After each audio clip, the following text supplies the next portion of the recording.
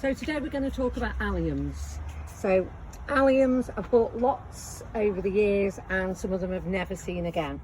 And I wanted to find out why that was. So I bought them, planted them in the ground and they've never come up. So I found out that there are different types of alliums and some of them will manage in the ground all the time and some won't. So a couple of things you need to know. It flowers April, May, June. You need to plant them though in October. You can plant them all the way to up to December, but October is your favourite month. Some alliums, it says, don't grow well in pots, but as you can see, mine clearly do. So it's up to you if you want to do pots or in the ground.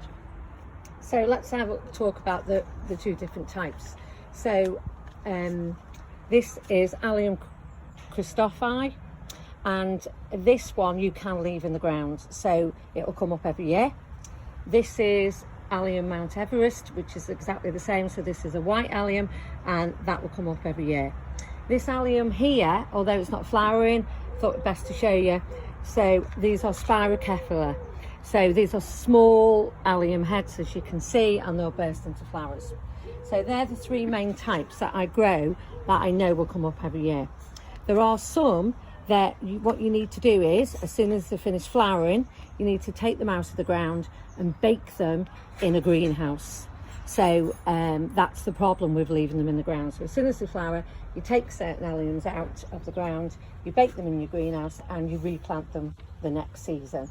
So I'm going to put a list of those, but common ones of those are Giganteum and Schuberti. So if you've got those and they're not flowering, that's why. But at the end of this video, I'll put a list of the ones that will flower every year and the ones that you need to take out and bake.